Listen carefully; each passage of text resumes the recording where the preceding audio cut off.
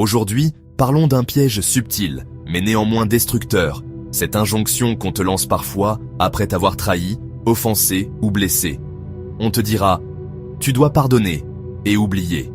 Mais fais attention, c'est très souvent une manipulation déguisée, surtout quand la personne insiste pour que tu n'en tiennes plus compte et que tu agisses comme si rien ne s'était jamais passé, comme si elle ne t'avait jamais fait mal, comme si elle n'avait jamais été malhonnête ou de mauvaise foi, comme si par égoïsme ou avidité, elle ne t'avait jamais trahi ou agi contre tes intérêts, comme si par méchanceté, elle n'avait jamais essayé de détruire ta vie, tes projets, comme si la personne ne t'avait jamais laissé tomber et tourné le dos quand tu pleurais et saignais en implorant son aide qu'elle t'a brillamment refusée.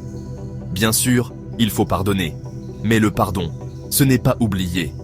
Pardonner, c'est ne pas entretenir la haine, c'est libérer ton cœur de l'emprise de l'offense, et notamment, c'est renoncer au ressentiment et à la vengeance, comme disent les Chinois.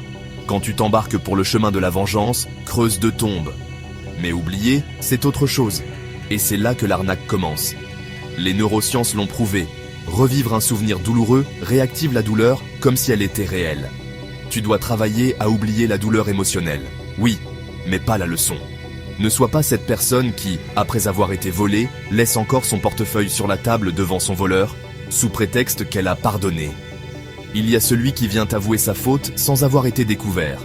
Il mérite un traitement différent et avec plus de considération que celui qui ne demande pardon que parce qu'il a été pris. L'un agit par conscience, l'autre par contrainte ou stratégie. Dire « je pardonne », mais je ne t'accorde plus le même accès à ma vie, ou « je ne peux plus te faire confiance de la même façon », ou même dire carrément que « tu n'auras plus cette porte ouverte », ce n'est pas de la rancune, c'est sain et normal. C'est de l'intelligence émotionnelle. La personne qui essaye de te convaincre du contraire est une personne manipulatrice qui tente de te faire culpabiliser. Parce que celui qui insiste pour que tu oublies cherche peut-être juste à garder l'opportunité de te refaire une autre entourloupe, te faire encore plus mal, et bien le faire cette fois. Alors oui, pardonne, pour toi. Mais n'oublie jamais ce que tu as appris. Comme le dit Jean-Paul Sartre, l'important n'est pas ce qu'on fait de nous, mais ce que nous faisons nous-mêmes de ce qu'on a fait de nous.